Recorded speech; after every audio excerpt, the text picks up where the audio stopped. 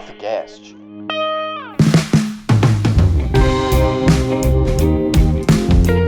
Olá, eu sou Luiz Resnick, sou professor da UERJ, da Universidade do Estado do Rio de Janeiro. Nós estamos aqui reunidos com dois professores da educação básica, Vitor Ferreira, que é professor no Pará, e o Michael Bezerra, que é no Acre. Todos nós pertencemos ao Prof. História, seja já como mestre, seja como mestrando, seja como professor. E nós vamos aqui realizar essa entrevista, essa conversa, em grande parte pensando nas condições que nós tivemos nesse ano que nós estamos vivendo em 2020, né? Nas condições de que tipo de condições de trabalho nós temos na pandemia, enfrentando essa quarentena que começou na maior parte do país desde março. Antes de começar, eu gostaria que os nossos entrevistados pudessem se apresentar um pouquinho, né? Apresentar um pouco sobre a sua formação e principalmente sobre a vida profissional de cada um deles. Vamos começar pelo Vitor? Boa tarde para vocês. Meu nome é Vitor Ferreira, eu sou servidor público, sou funcionário público no Amapá. Eu trabalho aqui no Amapá desde 2013 e eu sou formado em História, tenho graduação em História, bacharelado e licenciatura pela UFPA, Universidade Federal do Pará. Me formei lá, mas eu trabalho hoje aqui no Amapá. E eu fiz também um mestrado em ensino de História, o Prof. História, aqui no Amapá, pela Universidade Federal do Amapá. Entrei na primeira turma de 2016 e saí em 2018. Eu estudei sobre mitologia indígena, cosmologia indígena, e hoje eu trabalho, desde 2013, melhor dizendo, eu trabalho na Secretaria de Educação do Estado do Amapá. Sou servidor público aqui no Amapá. Olá, eu sou o Maicon, professor de História do Colégio Acreano, e como o próprio nome já sugere, sou de Rio Branco, Acre. Sou mestrando em ensino de História pela Universidade Federal do Acre através do Prof. História, primeira turma aqui do estado. Eu iniciei minha formação na graduação em 2015. Em 2019, mais especificamente em fevereiro, eu terminei. E aí já em março eu iniciei na atividade docente. Então eu tenho um pouco mais de 1 ano e meio, quase 2 anos de experiência. É pouco tempo, mas o suficiente para muito aprendizado. E eu espero estar compartilhando aqui e contribuindo com as discussões que iremos realizar. Ótimo, vamos começar a nossa conversa, pessoal, pensando sobre como é que se deu esse ano, né? Em quase todo o país, foi decretada quarentena e isolamento social em meados de março. Um pouco antes, um pouco depois, mas quase todo mundo foi exatamente em meados de março. Então, a primeira coisa que eu gostaria que vocês falassem um pouco, porque as realidades também do país foram muito distintas, eu estou falando do Rio de Janeiro, como é que se deu no estado de vocês, né? Quer dizer, esse momento inicial, que foi um momento de decretação de quarentena, de isolamento, e como é que ficaram as escolas e as condições para se trabalhar naquele momento que foi decretada a quarentena. Acho que a gente pode voltar a começar com o Vitor, depois a gente passa para o Michael. Bom, professor, aqui no Amapá houve uma instrução normativa no dia 7 de maio, que a Secretaria de Educação baixou aqui, que o governo do estado eles baixaram aqui no Amapá, no dia 7 de maio. Então, a partir do dia 7 de maio, por essa instrução normativa, as aulas nas escolas públicas da rede estadual, elas deveriam voltar através de forma híbrida, online ou presencial, no sentido de os alunos iam na escola, pegavam as atividades, deixavam, né, os professores já aprontavam e voltavam para casa, depois de uma semana devolviam as atividades para os professores. Então, desde o dia 7 de maio, por essa instrução normativa, quer dizer, a pandemia mais ou menos final de março, né, meados de março, aí no início de maio, então, o governo do estado ele resolveu dar continuidade às aulas, preferencialmente aulas online, ou nos lugares onde não tem acesso, os alunos não tinham acesso à internet, eles deveriam pegar as atividades na escola, né, e devolver depois, e assim o ano letivo ia seguindo. Então vocês ficaram basicamente 2 meses completamente afastados, né? Afastados da escola, afastados dos alunos, 2 meses, vamos dizer assim, de stand-by, não é isso? e aí o governo do estado colocou o dia 7 de maio como um momento para retomada, digamos assim. E aí, Michael, como é que se deu isso no Acre, em Rio Branco em particular? Bem, aqui nós tivemos as aulas interrompidas no dia 17 de março e no mesmo dia o Conselho Estadual de Educação publicou uma resolução, a resolução de número 142, e aí os principais ordenamentos e instruções nesse primeiro momento, os principais foram 3, que era possibilitar os estudantes que direta e indiretamente corressem risco de contaminação serem atendidos em domicílio. E aí eu imagino que o Conselho Estadual queria dizer que aqueles alunos que se enquadrassem nos grupos de risco pudessem ser atendidos em domicílio. Eu não sei explicar se essas medidas estão sendo tomadas de fato. E aí uma segunda medida, a principal delas, é que as aulas não presenciais poderiam ocorrer a partir do 5º ano. Então, eles deixem aberto as escolas adotarem um modelo que elas achassem mais importante, mais interessante, ou videoaulas, roteiros estruturados, plataformas. E uma outra que também é interessante é que eles já deixaram claro que todas as atividades deveriam ser devidamente registradas para fim de relatório, avaliação e acompanhamento. E aí, mais fundamental ainda, para o início definitivo dessas aulas remotas aqui no Acre, foi o parecer de número 5 de 28 de abril, que foi onde começou de fato, porque até então algumas escolas não tinham iniciado, estavam completamente paradas, outras, a partir dessa primeira resolução, já começaram algumas atividades. E aí esse parecer do dia 28 traz algumas instruções. A primeira delas era que devia-se evitar a descontinuidade dos conteúdos escolares que já haviam sido trabalhados. Nós tínhamos trabalhado cerca de 2 meses e aí no ensino remoto deveríamos dar continuidade a esses assuntos. E aí também que esse ensino remoto que estaria sendo desenvolvido e que iria ser desenvolvido tinha por principal objetivo manter o vínculo do aluno com a escola, numa relação de pertencimento. E aí, até aqui, o Conselho Estadual de Educação não deixou claro se as atividades iriam valer nota, se serviriam para aprovação ou não. E aí indicam também que a escola, juntamente com os familiares e alunos, deviam montar uma rotina de estudos para esses alunos e também incentivavam a participação mais efetiva dos familiares, que já é fundamental, no contexto de pandemia nem se fala. Então, Michael, aqui já vimos uma diferença, né? Quer dizer, o Acre se mobilizou imediatamente e supostamente as escolas poderiam dar continuidade, obviamente por via remota, logo em março, né? Apesar de que, como você mesmo disse, na prática isso só vai ocorrer entre final de abril e início de maio, então na prática acabou que não foi tão diferente assim, talvez, do Amapá.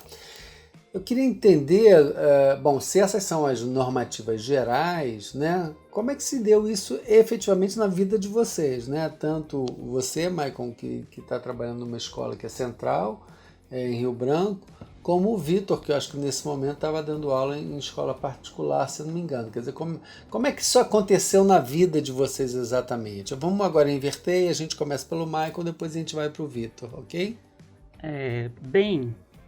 Para mim foi bem natural no início, porque eu já trabalhava com algumas plataformas, como o Google Sala de Aula, então quando eu queria passar trabalhos mais difíceis, que requeressem algumas informações a mais, então eu usava a plataforma do Google. E aí eu tinha uma série de trabalhos já que eu tinha colocado para os alunos, um planejamento assim, bem extenso, e foi decretado o isolamento social, eu mantive as datas de entrega dos trabalhos e já alimentei a minha própria plataforma com alguns conteúdos que eu achava interessante, que iria ajudar para os conteúdos que nós estávamos desenvolvendo. Posteriormente, eu imagino que a partir da resolução de número 5, dia 28 de abril, foi que o colégio Acreano propriamente dito, tomou as rédeas e aí montou a sua própria estrutura, com cada disciplina, onde todos os professores enviariam suas atividades para a coordenação e aí depois nós postaríamos todos juntos nessa mesma plataforma. Esse colégio é grande, Michael? Ele é médio, ele não é muito grande. Na realidade, aqui no Acre não tem nenhum colégio que seja muito grande. Então, ele atende cerca de 800, 850 alunos. Quer dizer, só no final de abril que o colégio como um todo se organizou, mas você já tinha começado a fazer com os seus alunos, é isso? Eu e outros professores. Entendi. E você, Vitor? Bom, primeiro, só quero esclarecer um negócio aqui. Desde o ano passado, eu saí da sala de aula e fui para um setor da série, setor de currículo, para trabalhar com formação de professores. Então, eu sou responsável no Amapá, na rede estadual, pela formação dos professores de História. E esse ano eu continuei dando aula, mas na rede pública, na rede particular, tá? Então eu dei aula numa escola tradicional aqui, uma das mais antigas aqui do Amapá, da capital, o Colégio Moderno. E sobre essa questão da pandemia e como a gente foi pego assim nesse processo de aulas online, etc. Primeira coisa que eu quero deixar assim bem, a minha experiência, né, na verdade, é que eu não sabia o que ia acontecer. Na verdade, a gente achava que ia ser uma coisa de uma semana, 2 semanas, 3 semanas, esse lockdown, né? A suspensão das aulas, né? Que foi no dia 18 de março, aqui numa quarta-feira. Quando teve a notícia da primeira morte em São Paulo, aí o Brasil todo começou a fazer as suas quarentenas, etc e tal, mas a gente não tá, pelo menos eu, na minha cabeça, isso ia ser uma coisa de 15 dias, 20 dias, um mês. Eu, sinceramente, na minha experiência de vida, nunca tinha, né, nasci no final da década de 70, sou de 79, nunca tinha experimentado um processo como esse, de pandemia, de suspensão de atividades econômicas, escola, etc, etc. Então, na minha cabeça, as coisas iam voltar logo depois, uma semana, 2 semanas. Antes de continuar, Vitor, quer dizer, não é só você, né? Eu acho que isso foi uma realidade para todos nós. Na minha também cabeça e tantas outras que aqui estão e que estão nos ouvindo, né? Na verdade, o país imaginava que nós íamos voltar, quem sabe, em coisa de 1, 2 meses, e nós estamos aqui, possivelmente vamos passar para o ano que vem dessa forma. E nenhum de nós, com a idade que for, temos nenhuma experiência em relação a essa situação absolutamente inédita. A não ser aqueles que viveram a gripe espanhola, né, cara? Mas a gripe espanhola tem mais de 100 anos. Exatamente. Então, por causa disso, a escola que eu trabalhava, né, a gente começou em janeiro dando aula nessa escola particular, olha, a prefeitura baixou o decreto, suspensão das aulas na rede pública, na rede particular e tal, voltem para casa, fiquem em casa, vamos nos reunir online daqui a uma semana. E aí passou uma semana, a coordenação veio com a direção da escola, numa reunião que fizeram com a gente numa plataforma que eles têm, né, que eles usam, e falaram que é o seguinte, que a gente ia voltar para as aulas, mas de maneira online, porque a previsão de volta das aulas presenciais não estava ainda, eles iam obedecer os protocolos de segurança, os decretos estaduais, municipais, e a previsão era de que esse decreto que foi feito no dia 18 de março, ele só ia se renovar com 30 dias. Então, a partir dali, a gente já sabia que a gente não ia voltar, em pelo menos uma semana depois, então, a gente sabia que durante 30 dias, pelo menos, a gente ia ter que ficar sem a aula presencial.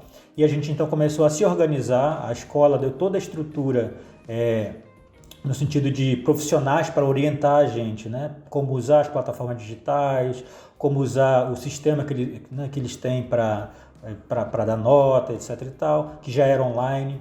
Então, essas ferramentas online, elas foram, né, o conhecimento delas foi dado pela coordenação, pelos profissionais da escola, e a gente se organizou aí durante uma semana para colocar as aulas lá e começar a partir daí as aulas online, na escola particular. Na escola pública, como eu falei para vocês, só a partir do dia 7 de maio, com essa normativa do Estado, é que as escolas então começaram a perceber que as aulas iam ter que continuar de uma certa forma, e online ou não, mas aí a escola ia ter que continuar o ano letivo.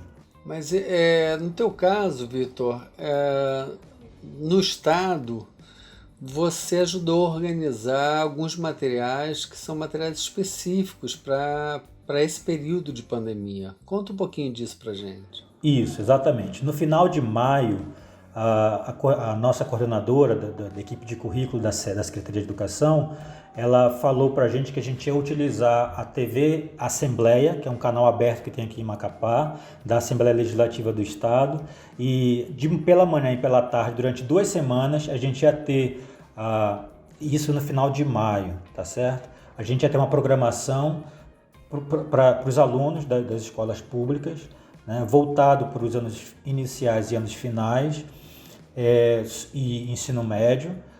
E essas aulas, então, a gente ia planejar essas aulas com vídeos, com material, né, digitado, etc e tal, ia mandar para lá para a TV Assembleia, e essa programação de 2 semanas ia tomar conta aí dessa TV Assembleia. Então o aluno ia lá e acompanhava, por exemplo, enfim, as grandes navegações, ou então a Revolução Russa, a Revolução Francesa.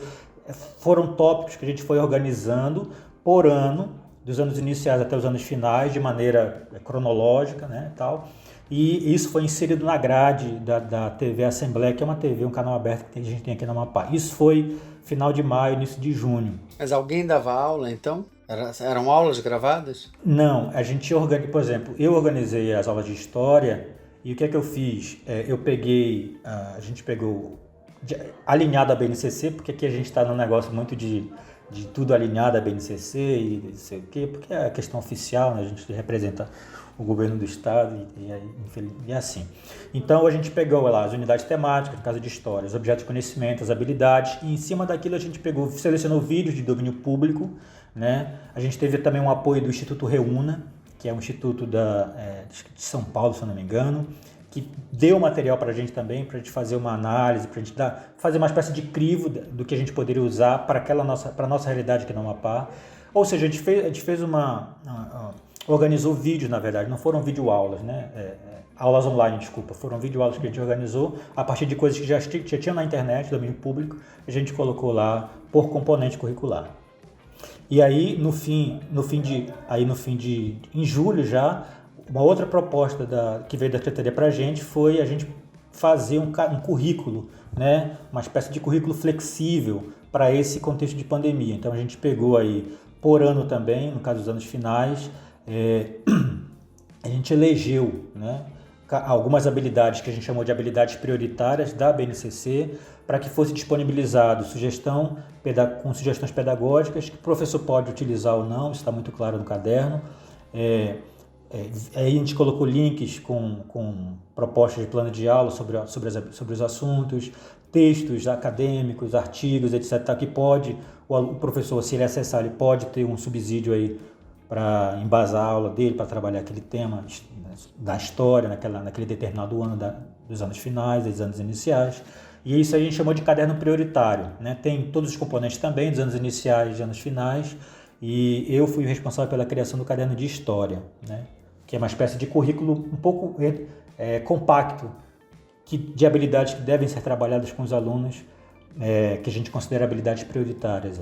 Então, eu acho que certamente a pandemia pegou todos nós de surpresa,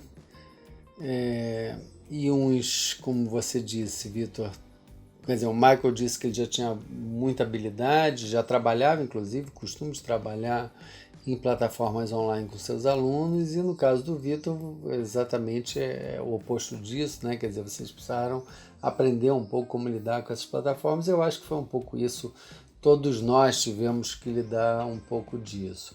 Eu queria então voltar para o Michael e fazer duas perguntas. Uma relacionada com o que o Vitor está comentando, né? Quer dizer, o governo do Estado, ou melhor, a Secretaria de Educação do Estado, ela não somente, né, teve essa articulação para tentar prover alguns mecanismos de comunicação com os alunos e com os professores, mas também do ponto de vista do conteúdo, do currículo, ela também organizou materiais de apoio, digamos assim, para os professores. Eu queria, então, a primeira questão é saber do Michael se no Acre teve alguma coisa similar.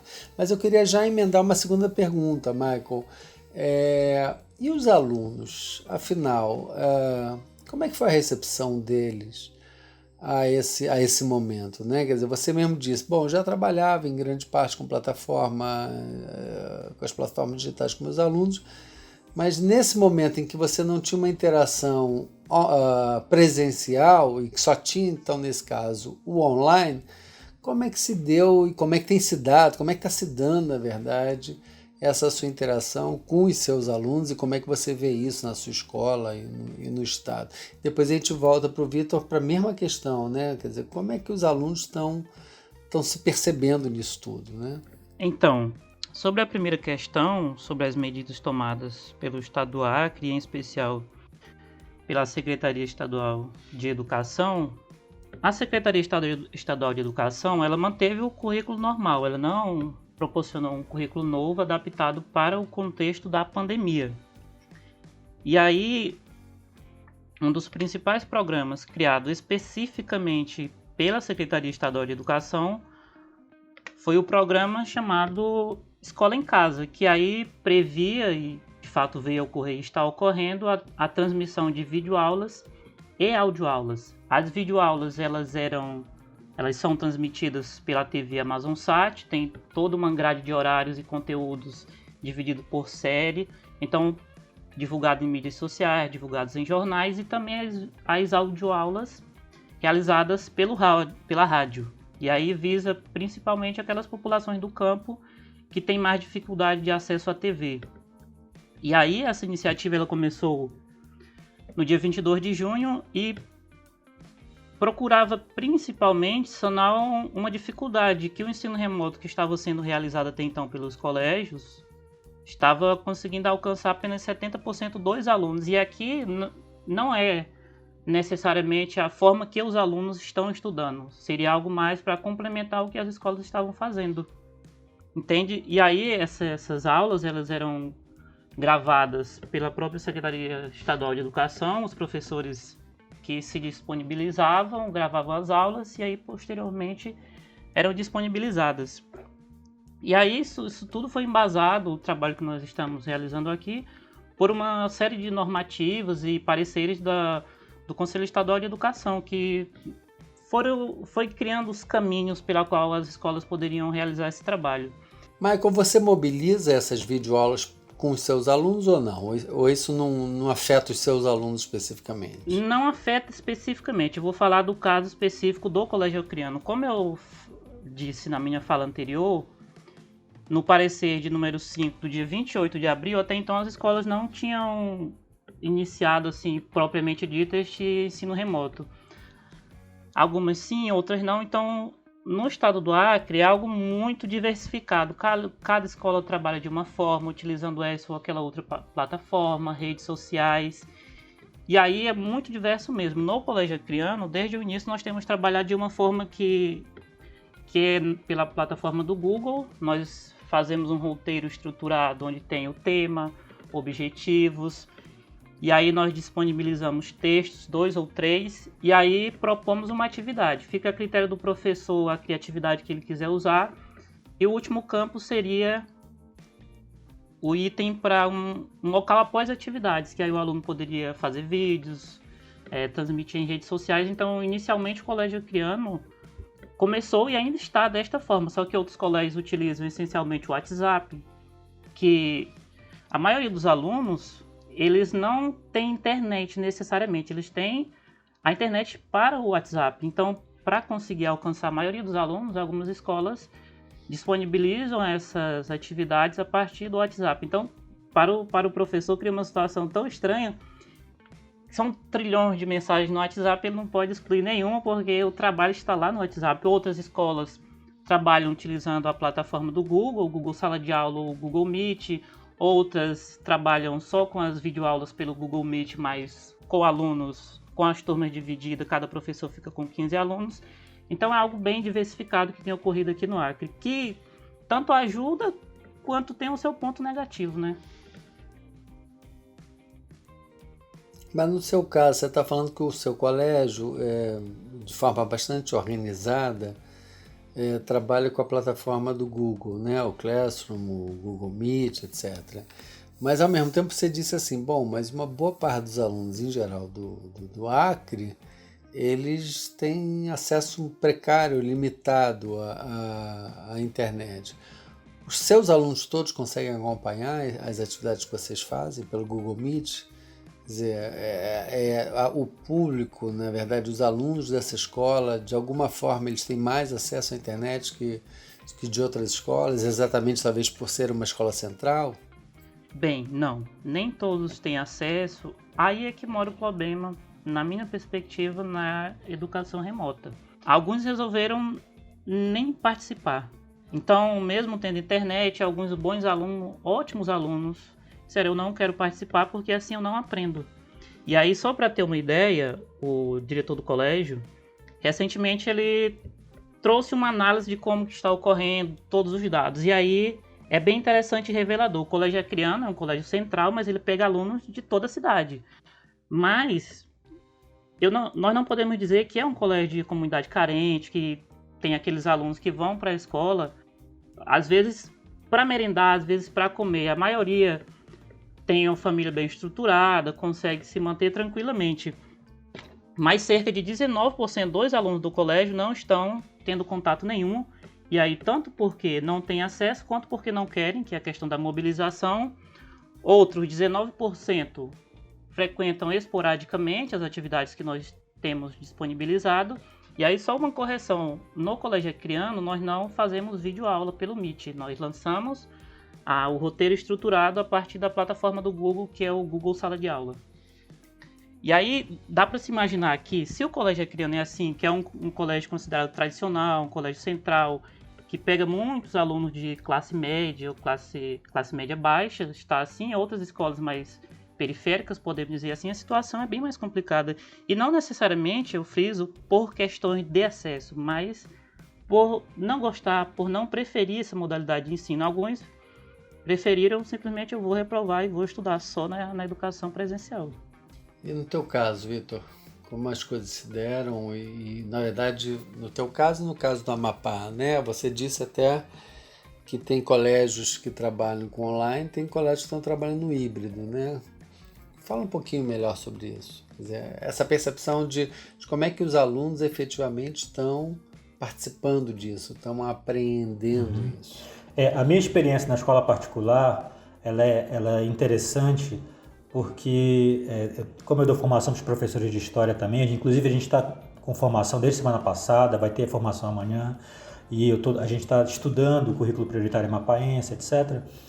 E eu tô um pouco por dentro de como está essa educação nesse contexto de pandemia na escola pública. Na escola particular, duas coisas interessantes. Primeiro, a baixa participação dos alunos.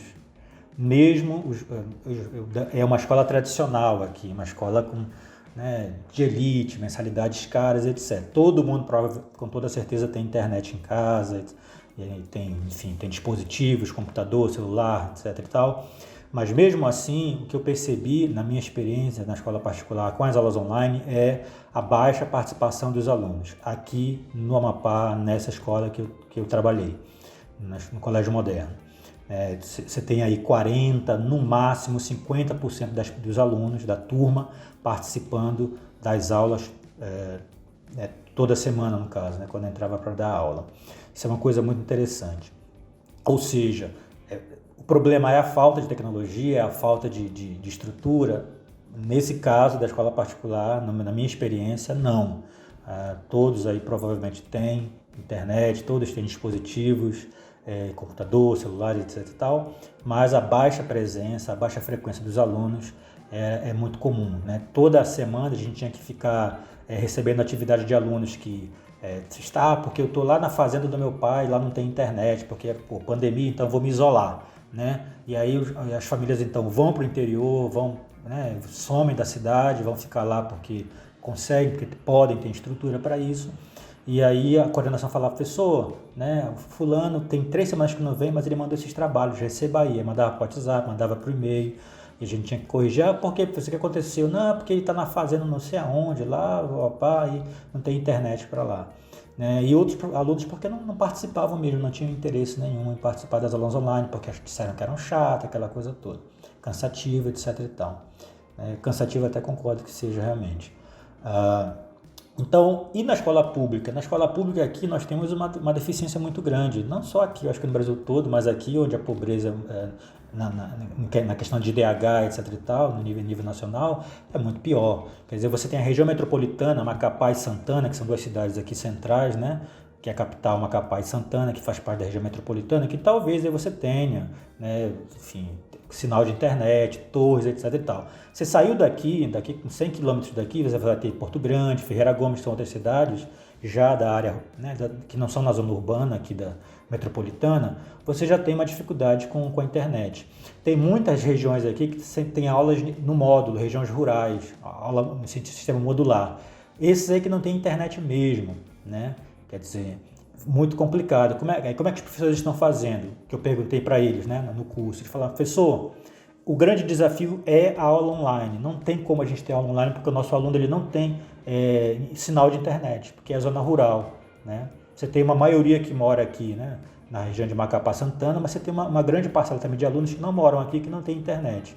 Segundo, se tivesse internet, também não tem dispositivos, não tem celular, não tem computador, não tem notebook. Então, a pandemia veio mostrar para a gente, de forma muito clara, essa desigualdade social que se espelha na materialidade da educação dos alunos, né, das pessoas que fazem parte da escola, dos alunos, professores inclusive, muitos professores não tinham, tiveram que comprar notebook, ou então usam um dispositivo muito antigo porque não tem condições de comprar, etc, etc, etc. Enfim. Então, duas coisas interessantes. Uma coisa interessante, a participação na escola particular, que era pífia, né, como eu falei para vocês, por várias questões muito próprias dessa classe, né, dessa demanda de pessoas que participam da escola particular, e na escola pública também por uma questão de falta de estrutura mesmo, total. Uma segunda coisa interessante isso é uma coisa positiva, eu não sei como é que vocês vão interpretar, mas na escola particular, alunos que nunca falaram um ai na sala de aula, na minha aula, começaram a falar nas aulas online, começaram a participar e muito nas aulas online. Alunos que, enfim, eu entrava e saía, não falavam nada, não comentavam nada sobre a aula, nada. De repente, quando vira online, quando vira virtual o negócio na tela, eles começam a falar, começam a perguntar, querem indicação de livro, estudam e vão lá para a sala de aula e realmente conversam sobre o assunto, fazem perguntas, etc, etc. Tem uma participação maior. Então foi uma coisa muito estranha e interessante que eu achei na aula online nesse sentido. Esse último aspecto que você está levantando é muito interessante mesmo, né? E acho que isso também tem sido já um pouco falado e estudado, né? Quer dizer, como é que existem formatos de default, digamos assim, diferenciados para os alunos, né? Às vezes ele é mais tímido de uma forma, é menos tímido da outra. Às vezes ele escreve mais, então se tiver que trabalhar no offline por escrito é de uma maneira, se você tiver que estar presencialmente para falar é de outra. E com isso eu acho que também eu vejo como positivo, sim, certamente, porque você também consegue conhecer e explorar potencialidades distintas dos seus próprios alunos, né? No caso desses alunos que você falou da escola pública com muitas dificuldades, eu volto a perguntar, mas e então, não tem plano B para eles? Como é que as coisas não estão acontecendo, né? Como é que se faz isso? E aí, passando já para o Michael, que ele queria também falar alguma coisa sobre isso, eu quero perguntar se os pais não estão interferindo em nada nisso, né? Quer dizer, o aluno não está nem aí, foi embora, foi para a fazenda. No caso do Michael, ele também falou que alguns alunos não querem participar porque acham que não faz sentido, etc, etc. Vocês têm tido resposta de pais, de alunos? Quer dizer, alguma manifestação nesse sentido? Então, só complementando a minha fala anterior, que já se conecta com as perguntas posteriormente feitas, nós trabalhamos com a plataforma, porém, o diretor do colégio, Tiago, ele foi um dos pioneiros em imprimir esse material que os professores forneciam e entregar pessoalmente na casa daqueles alunos que de forma alguma tinham acesso à internet. E aí, posteriormente, essa foi uma medida também adotada pela Secretaria Estadual de Educação, que disponibiliza as xerox. Então, o Estado do Acre, pioneiramente o Colégio Acreano, ele trabalhou das duas formas, tanto online disponibilizando as atividades, quanto imprimindo, indo entregar pessoalmente para alguns alunos. Agora está ocorrendo da seguinte forma: aqueles alunos sem acesso à internet vão no colégio, pegam as apostilas, ou eles ou os pais, e levam para casa. E mesmo assim é como eu frisei, cerca de 19% não estão fazendo as atividades de forma nenhuma. Eu acho que é isso que o Vitor chamou de híbrido nesse caso, né? Quer dizer, pode ser online, pode ser entregar o papel aqui a colar. E aí, com relação aos pais, eu não tenho visto muitos pais entrarem em contato comigo. Essa relação é feita mais com o diretor do colégio, e eu imagino que alguns têm procurado, mas nem por isso conseguiu sanar esse problema de alguns alunos não quererem, estarem rejeitando esse ensino remoto, que para eles não é a mesma coisa. Evidentemente não é, nem para eles nem para nós, mas é uma coisa que ajuda muito e alguns têm rejeitado. Eu vou fazer a leitura aqui, literal, dessa normativa de 17 de maio, da Secretaria de Estado aqui de Educação. Diz o seguinte, olha, da organização das aulas. Para as aulas virtuais, caberá aos docentes organizar as atividades por meio de fórum, videoaulas, aulas apoiadas com uso de plataforma da Escola Digital do Amapá, que é um programa que tem aqui. O estabelecimento de ensino definirá as formas de oferta de atividades pedagógicas não presenciais, com uso de tecnologia ou não. Caberá ao estabelecimento de ensino planejar e elaborar um plano de ação com a participação do corpo docente pedagógico, com o objetivo de viabilizar material de estudo e aprendizagem de fácil acesso, divulgação e compreensão por parte de estudantes e familiares. Quer dizer, o que a gente percebe aqui é que o Estado ele coloca a normativa e fala, olha, se virem, né? Mais ou menos assim. Porque quem paga, tem até um meme aqui que rola no Facebook, nas redes sociais, quer dizer, na aula virtual é o professor que paga tudo, ele paga a conta de luz, ele paga a internet, ele paga o material que ele vai usar para planejar a aula dele, o livro, o artigo, etc., que ele vai ler para poder planejar uma aula. Quer dizer, na aula online, nessa aula que a gente, né, nesse contexto de pandemia que está muito forte, é o professor que praticamente é o responsável por tudo. Isso também vale para a escola particular, porque a escola particular lá não está mais pagando luz, caiu o consumo de luz, caiu o consumo com os funcionários que trabalhavam na escola, de modo geral, etc. E tal, só dá com o professor e o aluno, quer dizer, a gente está pagando para trabalhar nesse sentido, de certa forma. Então, pelo que a gente percebe nessa normativa do Estado, olha, vai ter que ter aula, o ano letivo não vai parar e vocês, a escola, os professores, os docentes vão ter que se organizar para fazer uma aula ou online, se puder, ou se não puder online, presencial ou semipresencial nesse sentido, né? O aluno vai pegar na escola as atividades que o professor vai deixar da semana, na outra semana ele vai, devolve, o professor pega, corrige, já deixa uma outra atividade lá e assim vai. Que é o que a maioria dos professores está fazendo aqui no Amapá. Por quê? Porque nós não temos estruturas, banda larga, aquela coisa toda como temos aí para o sul, sudeste do Brasil. A gente também tem que levar em conta, né? Muitos colegas nossos têm falado muito sobre isso, né? De que além da gente ter que inventar a roda, né? E daqui a pouco eu também quero fazer uma pergunta para vocês especificamente sobre o ensino da história, como é que vocês estão inventando a roda para o ensino da história, voltar a falar algumas coisas que já falaram, mas antes disso tem as nossas próprias condições de trabalhar em casa, né? Então é aquela coisa, as pessoas que têm, quando tem filhos em casa, os filhos estão em aula também, e aí tem que compartilhar computador, celular, né? Eu tenho um colega professor universitário que o celular dele roda, ele tem 2 filhos, vai rodando pelos filhos durante o dia, mais o computador, mais isso, mais aquilo, e volta e meia, quando ele vem conversar com a gente numa plataforma, o nome está diferente, porque alguém usou ali. Então tem essa coisa dos tempos domésticos, né? E os tempos, inclusive, que significa que você está mais tempo em casa, tem que pensar na comida, tem que pensar na arrumação, né? Tem que pensar numa série de coisas, né? Tem que pensar nos cuidados dos filhos que estão contigo dentro de casa. Isso serve para a gente, certamente como professor, mas serve também para os estudantes, né? Vocês estão falando, bom, eles não têm muitas vezes acesso, mas mesmo aqueles que têm, também tem que se organizar para compartilhar as coisas dentro de casa.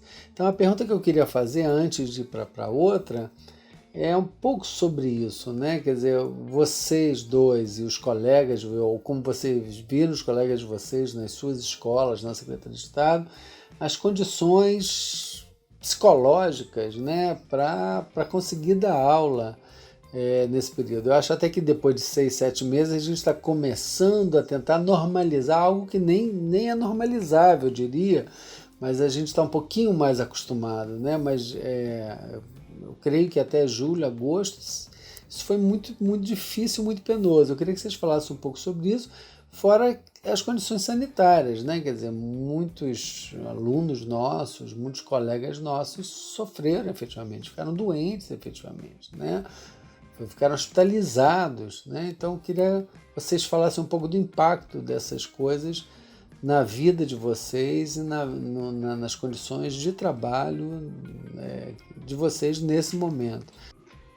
Então, para mim, especificamente, dada a forma de trabalho que o Colégio Acreano tem adotado, foi até mais tranquilo, porque eu não preciso fazer videochamadas, e aí eu moro sozinho com meu irmão, nós levamos uma vida bem autônoma, tecnicamente não cuidamos de nenhum filho.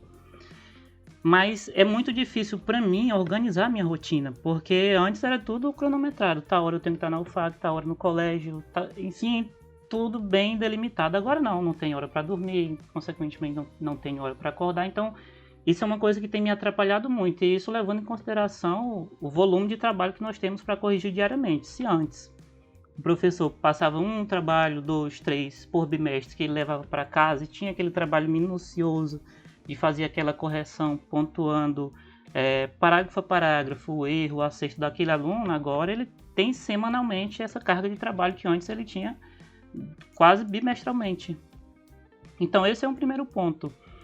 E no Colégio Acreano, por exemplo, até nesse exato momento tem professores que estão doentes, que estão com Covid. Nós tivemos 3 casos, alguns pais de alunos faleceram, então no começo foi uma situação bem difícil, levando em consideração essa nova realidade. E as condições psicológicas dos alunos, isso já era uma demanda no Colégio Acreano extremamente urgente, mesmo antes da pandemia. E aí esse cenário apenas piorou, e especificamente nos meses iniciais, tendo em vista tratar-se de algo novo, ninguém conhecia, ninguém sabia como que se tratava exatamente, se todos que pegavam morreriam. Enfim, os alunos ficaram muito preocupados e aí eu no começo me achei um professor muito insensível porque decretaram isolamento no Acre e o professor Michael ele manteve a data de entrega dos trabalhos. Alguns alunos reclamaram muito. E aí nesse início, alguns alunos constantemente enviavam mensagem reclamando, dizendo que não estava aguentando a rotina de estudos, que estava muito difícil conciliar esse isolamento. E aí nós temos que pensar também que a escola não é só lugar de construção de conhecimentos, é também lugar de afetos, construção de representações que vão muito, muito além do ensino. E aí, agora eu tenho a impressão que esse primeiro momento já se acalmou, já melhorou muito mais, os alunos já estão mais tranquilos, os professores se habituaram mais a utilizar essas plataformas. Só que eu não sei se isso está ocorrendo porque nós realmente nos acostumamos com essa nova realidade, ou se esse isolamento não está mais tão efetivo quanto antes, porque eu tenho a impressão que aqui no Acre ninguém faz mais isolamento, que aí a festa vai, que aí a UBA vai, então eu não sei dizer se essa facilidade que nós estamos tendo agora, esse relaxamento da perspectiva psicológica, se dá por um ou por este outro fator que eu citei. Bom, na escola particular, normalmente o professor trabalha muito visando a hora-aula, né? Quanto mais hora-aulas ele tiver, mais ele vai ganhar, porque ele vai receber mais, etc, etc.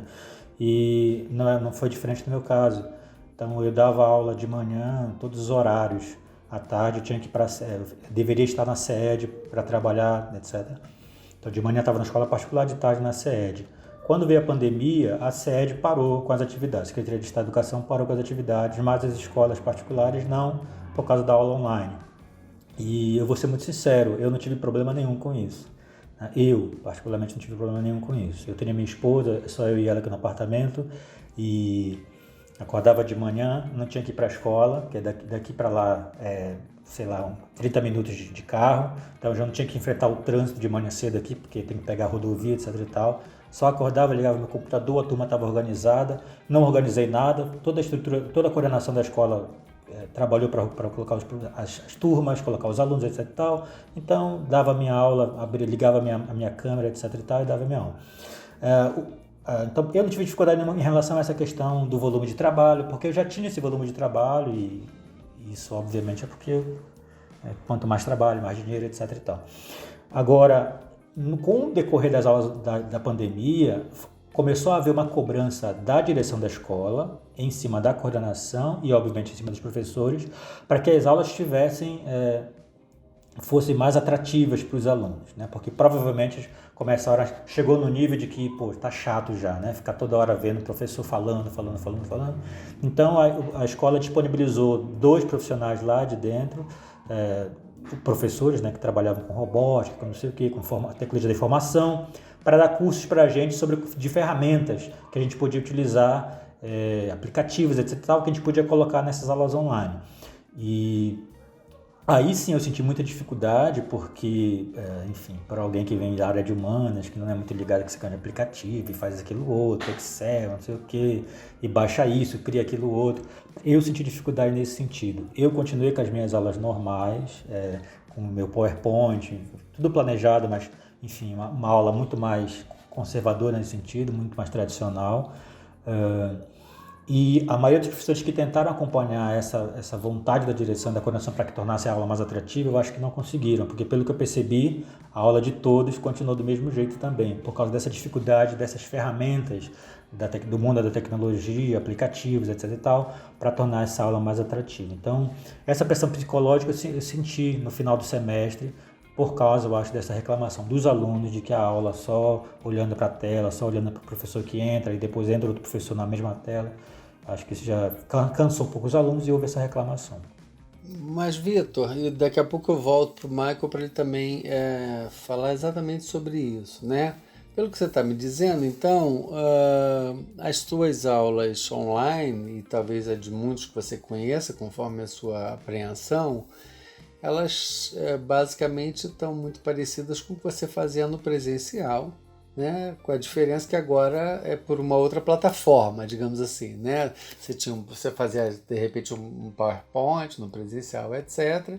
E agora você faz isso via online. Foi assim que eu entendi do que você está dizendo. Quer dizer, do ponto de vista efetivamente de algum tipo de mudança, de alteração, na perspectiva mesmo, pensando no ensino da história, né?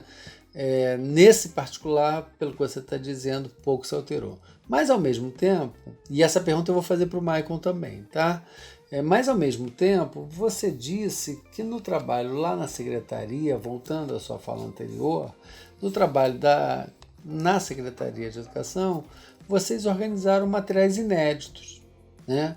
Materiais que são específicos, que é o chamado Caderno Prioritário de História, que são materiais didáticos que foram preparados especificamente para esse momento, né?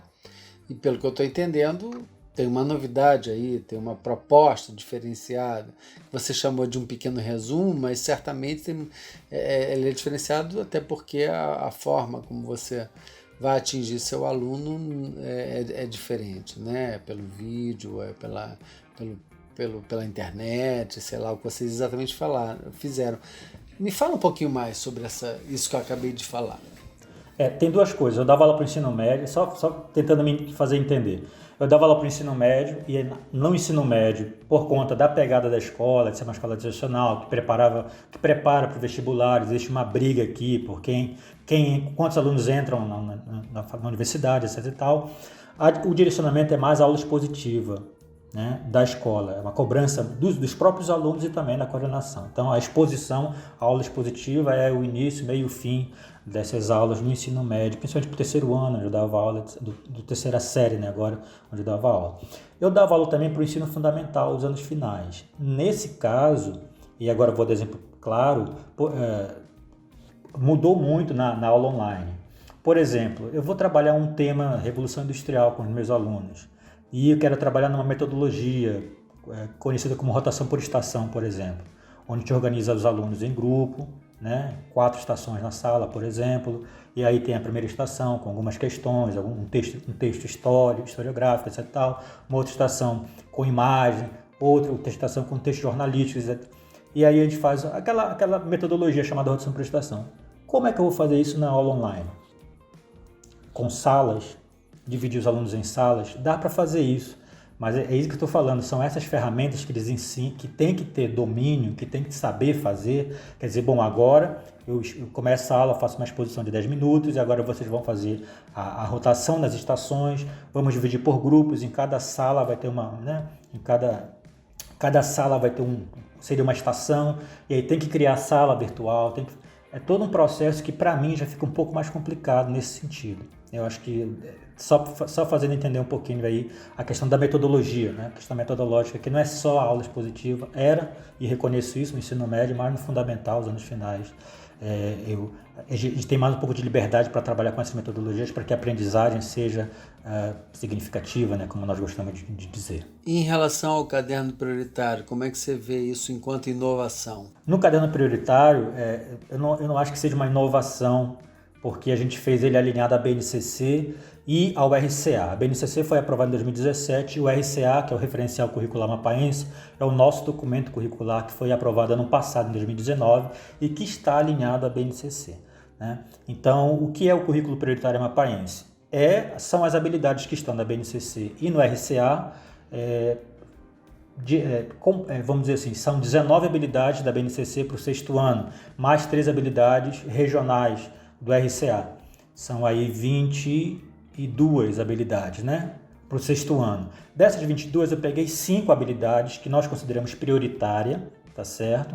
Que o aluno isso tem que ser falado com o aluno em sala de aula. O professor tem que trabalhar esses processos cognitivos com o aluno em sala de aula, sob pena de no ano que vem, no ano posterior, ele tenha dificuldade se ele não foi bem trabalhado, não foi bem desenvolvido essas habilidades no ano anterior com ele. Então, dessas 22 habilidades do 6º ano, eu escolhi,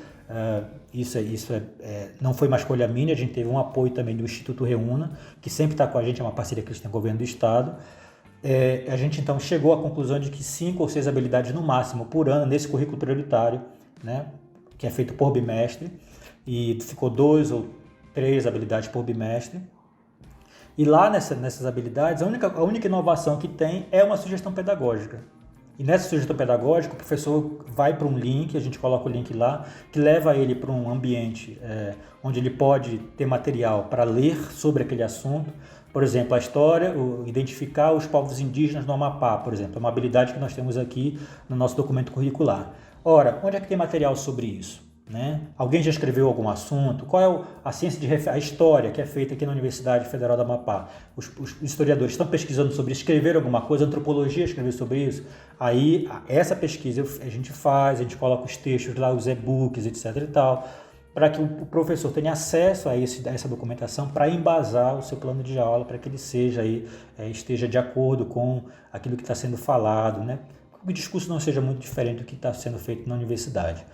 E aí ele vai para esses links, a chamada sugestão pedagógica, né? Então você tem unidade temática, objeto de conhecimento, habilidades, e essa coluna que nós criamos aqui, que é chamada sugestão pedagógica, que eu fiz, e que a gente leva links para o professor. É só ele clicar, ele abre no navegador, ele vai abrir o link, ele vai vai estar o link, ele vai para os textos, artigos acadêmicos, algumas vezes coloquei teses também, mas bem indicando muito bem o que é que ele tem que ler, para não ficar muito aberto. Então, seria essa inovação, ou seja, o professor ele tem a habilidade e tem aonde ele fazer, elaborar um plano de aula alinhado àquilo que está na BNCC e com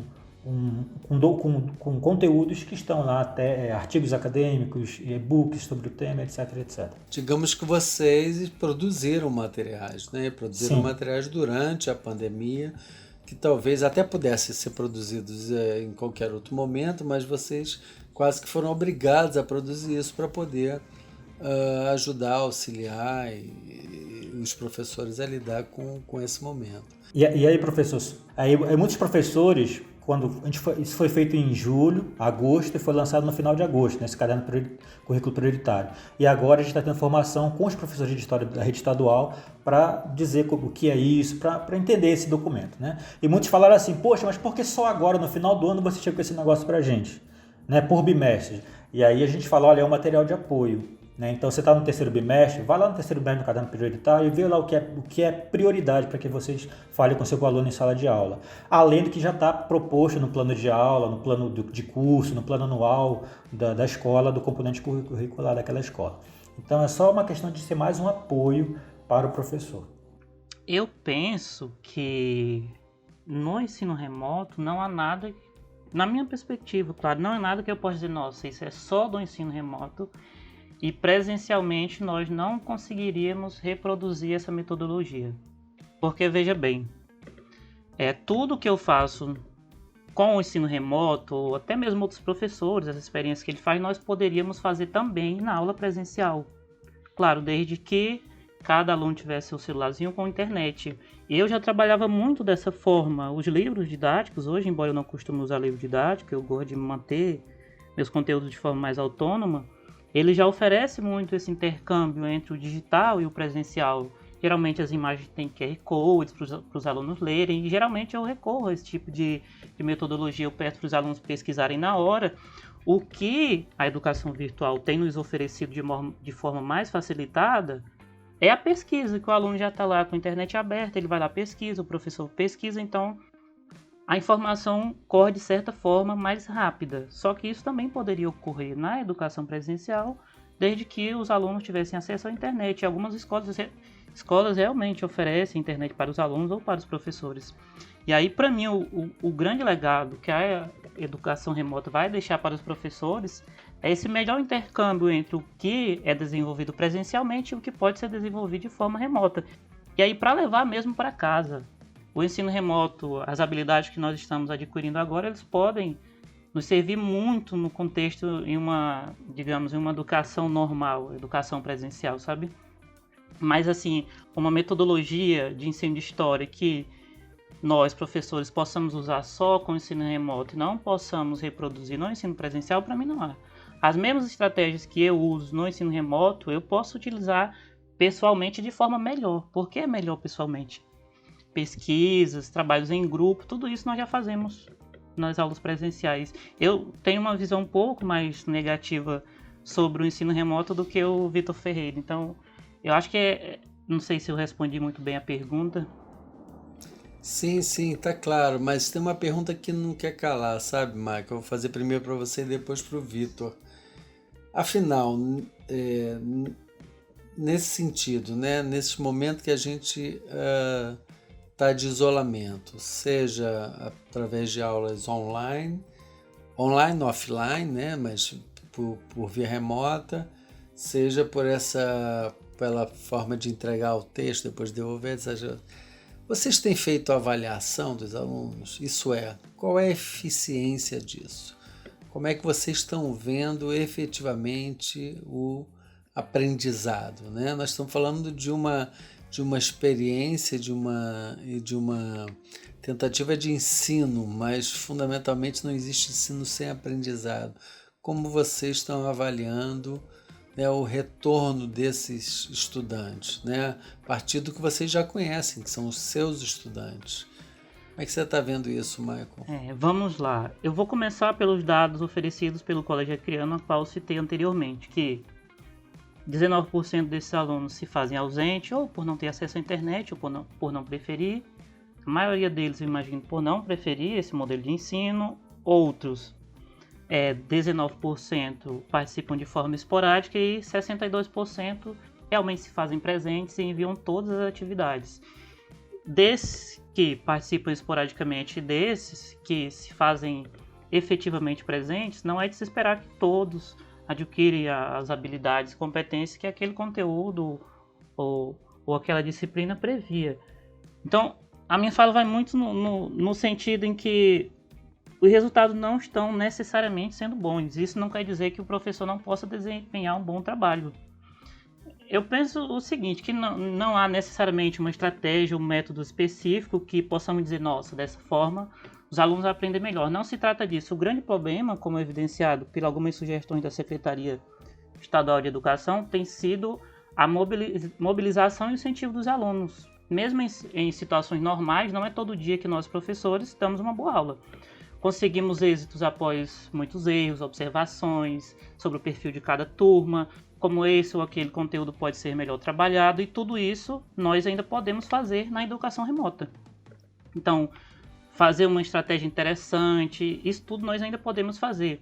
E está cheio de bons exemplos onde todos os alunos participam e produzem bons resultados. O grande problema é quase todos que participam, porque nem todos se fazem presentes, quando sim, sem motivação, há uma distância muito grande, não existe aquele contato olho a olho entre professor e aluno, e isso torna o ensino desinteressante e desmotivador. E aí, tanto para o aluno quanto para o professor. E a gente tem que pensar também que o processo educacional é muito complexo. Às vezes o professor faz tudo certinho, domina como ninguém o assunto, monta uma estratégia extremamente interessante, pegando referências da cultura pop, das vivências dos alunos, usando músicas e filmes, e quando chega na hora, os alunos simplesmente não respondem, não correspondem. Isso porque a educação tem uma face afetiva extremamente interessante, importante, que é o que nós conhecemos como cultura escolar. Esse aspecto é frequentemente terceirizado, costumamos focar em metodologias ou ensino crítico, que são fundamentais, mas nós acabamos esquecendo das representações, dos afetos, de toda uma cultura construída no ambiente escolar que não podemos deixar de lado. Autores como Vera Maria Candal, Thaís Nívia Fonseca trabalham muito essa dimensão afetiva e cultural da educação, que no ensino remoto ficou muito prejudicado. Enfim, no trabalho remoto, essa perspectiva afetiva ficou muito difícil. O contato entre professor e aluno, tecnicamente ainda existindo, porque nós ainda damos as aulas, nós entramos em contato com os alunos, mas não tem o mesmo significado. Os alunos têm paixões, medos, angústia, felicidade, sorrisos, raiva. Numa aula presencial, nós logo conseguimos identificar o estado de espírito dos nossos alunos. No remoto, não. Nós falamos, às vezes, para uma tela sem expressão, e isso quando por videoconferência. E aqui no Acre, como eu sempre falo, as escolas têm optado pelo envio desses roteiros, que conseguem alcançar mais. Elas enviam pelo WhatsApp, então os alunos conseguem acessar mais por essa via do que por videochamadas. E esse fato torna essa parede virtual entre professor e aluno ainda mais grossa, ainda mais distante. Enfim, para mim, esse é o grande problema da educação na pandemia, não necessariamente estratégia ou método. Nós estamos conseguindo dar boas aulas, nós conseguimos ainda manter boas estratégias de ensino e aprendizagem. O problema é incentivar e mobilizar esses alunos. E aí, para a gente conseguir mobilizar e incentivar minimamente, a gente tem que fazer maratona em rede social, enviar mensagem, puxar assunto, coisa que nem todos conseguem ou sabem fazer. E aí nós temos outras demandas, né? Alguns professores têm familiares, têm filhos, têm que fazer comida, limpar a casa. Enfim, não dá para manter esse contato assim tão próximo para motivar e mobilizar esses alunos como nós fazíamos no ensino presencial. Claro, acaba tendo um sobretrabalho nesse caso, né? Vitor, como é que isso tem sido na sua experiência? Tem eficácia? Eu vou falar da minha experiência na escola particular agora, na pandemia, né? Eu não sei, não posso falar da minha experiência na escola pública porque a gente não estava em pandemia no passado. Sim, mas você tem tido contato com professores que talvez também estejam falando sobre isso. Sim. Então, na escola particular, na que eu estava trabalhando, no Moderno, por incrível que pareça, mas das 4 avaliações bimestrais, só uma era feita na escola. As outras 3, 2 trilhas e mais um simulado eram online. Incrível. Então, eles já estavam nesse processo aí, né? Eles só faziam uma prova presencial que iam para a escola, que era o chamado provão moderno, né? Todas as outras 3 avaliações, trilhas e mais um simulado, era feita de forma online. Então, enfim. Mas o que os professores comentam comigo, e eu acho que existe um equívoco também na questão da avaliação. Tive um professor que falou uma certa vez que a gente não pode falar de avaliação sem falar de conteúdo, sem falar de método também, porque as coisas estão juntas, né? E eu acho que a grande dificuldade da aula online, como eu falei como a gente estava comentando aqui, existem problemas sérios, né? Que eu sou muito otimista em relação à aula online, eu não sei como é que o Michael entendeu. Eu acho que tem sérios problemas, acho que é extremamente limitador, principalmente para o aluno que não tem acesso a essa aula online. E quando ele tem acesso, as metodologias praticamente se perdem, ou a gente acaba tendo que ter uma aula muito tradicional, porque os recursos, as funcionalidades aqui são um pouco alienígenas para a gente, para o professor. Então todo mundo perde. Mas os professores têm comentado comigo que é muito difícil você averiguar, você conseguir saber como é que está o andamento das suas aulas. E uma das coisas que eu falo na formação com os professores é que a gente precisa estar bem planejado, a gente precisa planejar bem a nossa aula, no sentido de aliar os conteúdos com os métodos, com a nossa metodologia e com a questão da avaliação, porque se a gente conseguir juntar isso tudo, bem alinhado, eu acho que é mais fácil a nossa aula ter apesar dessa dificuldade da aula online, aquela coisa toda, mas ela tem uma espécie de eficácia, uma aprendizagem significativa.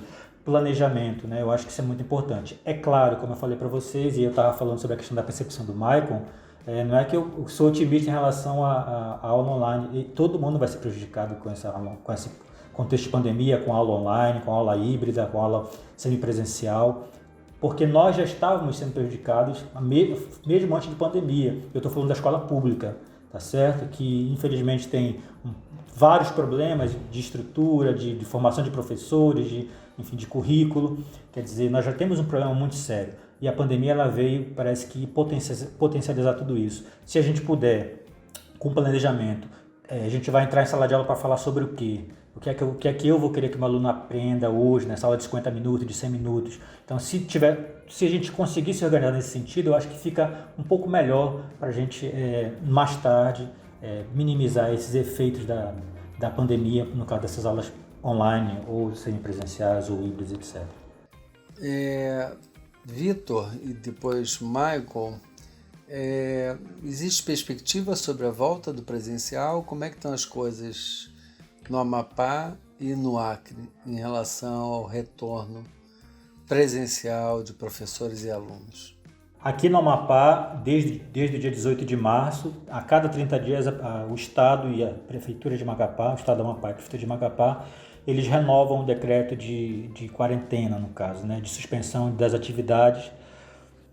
Em setembro, eles fizeram uma retomada das atividades econômicas, principalmente, que era o que estava mais pressionando as autoridades públicas aqui no Amapá.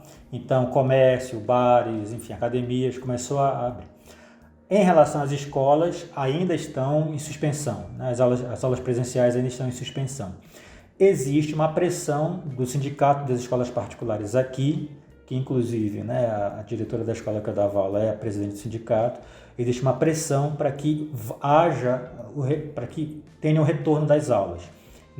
E um dos motivos do meu desânimo em julho foi justamente isso, quer dizer, claramente de concepções políticas que eu não defendo e não vou defender nunca na minha vida, colocando isso nas nossas reuniões, que a aula tem que voltar, que a gente tem que ir para a escola, e mesmo numa situação de pandemia, com professores aqui no estado morrendo, professores muito queridos, pessoas muito conhecidas já morrendo, sabendo que é uma dificuldade muito grande a sala de aula, o ar-condicionado, aquela coisa toda, e essas pessoas da escola particular pressionando para que voltem as aulas aqui no Amapá.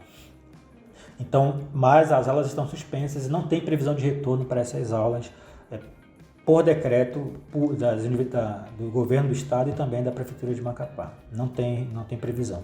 Então, Luiz, no Acre, essa questão é esclarecida pelo parecer de número 25 de 18 de setembro, parecer do Conselho Estadual de Educação, que eles indicam que as escolas trabalhem os conteúdos, as habilidades e competências referentes ao terceiro bimestre, iniciem o quarto, e esse quarto bimestre ele só será retomado em 2021, já com aulas presenciais. Seria o momento em que nós retomaríamos todos esses conteúdos que nós trabalhamos remotamente, e aí fecharíamos o ano letivo de 2020.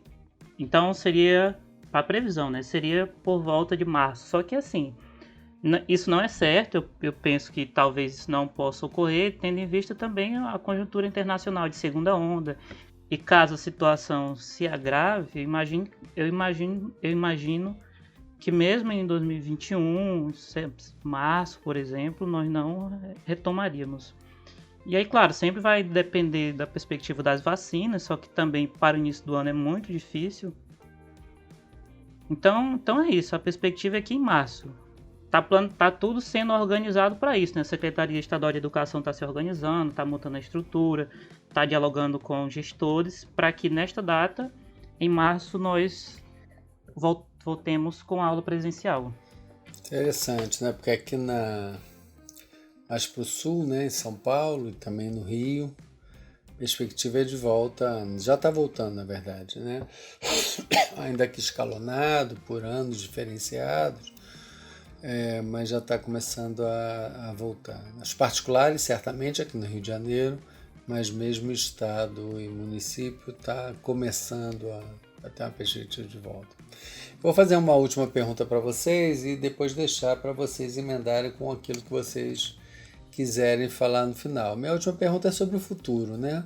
Um pouco daquilo que o Michael acho que já até comentou, né? Quer dizer, qual é o legado que a gente pode ter em relação a esse momento, né? Quer dizer, o que a gente pode efetivamente dizer que essa experiência de alguns meses, né?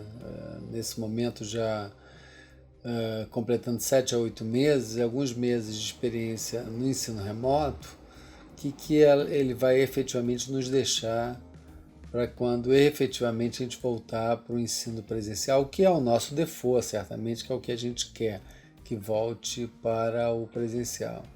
Mas qual o legado que nós vamos ter desse momento? E junto com essa pergunta também deixo vocês à vontade para falar aquilo que vocês acharem que faltou nessa conversa, digamos assim. Vitor, vamos começar por você? Tá, ok. Eu vou começar de trás para frente. Eu quero agradecer pela participação, pelo convite que vocês fizeram. O professor Alexandre da Unifap que conversou comigo. E eu agradeço muito de poder estar falando sobre isso aqui. Desculpa se me estendi nas respostas, eu falei coisas que... Enfim. Então, muito obrigado por participar desse podcast. A pandemia, muita gente disse no início que a pandemia, né, ia transformar o ser humano, que a gente ia ser melhor, e que aquela coisa toda e tal, e que a gente viu aí foi exatamente o contrário, né? Nunca as empresas lucraram tanto com... Né? E nunca seus funcionários foram tão explorados, né? Também trabalhando tanto nesse momento que a gente está vivendo agora. Quer dizer, a minha esperança no futuro é que toda essa situação de pandemia ela confirme a importância de a gente lutar por uma educação pública e de qualidade no nosso país. Percebendo as dificuldades dos nossos alunos lá na ponta no final do processo, que é o nosso aluno, percebendo as dificuldades que ele tem, que estão escancaradas por causa da pandemia. Eu estou falando do aluno da escola pública, tá certo? Então, que o professor possa perceber isso, que a gente possa entender que, de fato, existe uma desigualdade muito grande, que existem problemas estruturais muito grandes no nosso país, na educação, e que não apenas no meu componente de história ou no componente de outro professor, mas na educação como um todo, a gente possa continuar na luta por uma educação pública e de qualidade no nosso país. É o que eu espero, é o que eu desejo, é o que eu sempre converso com quem eu posso sobre isso, né? Que essa pandemia ela possa despertar a gente ainda mais para a luta, para a defesa de uma educação pública de qualidade no nosso país. Bem, primeiramente eu gostaria de agradecer pelo convite, considerando também que eu sou um ávido consumidor de podcast. Quando eu entrei no colégio, a primeira coisa que eu fiz foi apresentar podcast para os meus alunos. Uns gostaram, outros odiaram, mas enfim, é uma mídia que eu consumo muito. E aí, um legado que eu acho que vai ficar muito forte quando nós voltarmos para o ensino presencial serão os aprendizados com relação às novas tecnologias. Existiam alguns professores que ainda tinham resistência muito grande, às vezes não é nem porque ele não queria, porque ele não sabia, que não era da geração dele. E aí eu relembro também o caso no meu primeiro ano, quando eu enviei um trabalho pelo e-mail para os alunos discutir em sala de aula, mas assim, também deixei no e-mail para que pudesse ajudar, era uma via a mais. Então, eu fui muito questionado por uma mãe que disse que não era assim, que não devia enviar trabalho por e-mail e tal. Então, foi uma situação que eu acho que de agora para frente ela não existirá mais. porque todos os pais, professores, gestores vão ficar cientes da função fundamental que a internet, que as plataformas de educação podem desempenhar na educação dos seus filhos. E aí também um legado que eu considero muito importante, para além desse aprendizado que os professores irão adquirir, é a valorização que alguns alunos, a maioria deles eu imagino, eles passarão a ter pela educação presencial. É um discurso recorrente que eu ouço dos meus alunos, alguns que eram muito críticos da educação, que eles nunca mais vão reclamar dessa educação presencial, porque eles viram o quanto é fundamental essa educação que os professores trazem diariamente, o esforço que alguns professores têm de didatizar alguns assuntos, de discutir, que agora, nesse contexto de pandemia, eles viram realmente a importância. Então, para mim, esses serão os grandes legados, e eu espero que esse nosso retorno em 2021 possivelmente possa ocorrer da melhor maneira possível, e tenho certeza que todos os professores e alunos estão com muita saudade desse contato que nós deixamos de ter com a pandemia. É isso. Com certeza. Quero agradecer muitíssimo aos professores Vitor Ferreira e Maicon Bezerra por esse momento bastante oportuno, interessante, agradável que nós tivemos aqui, por mais esse episódio do nosso Profcast.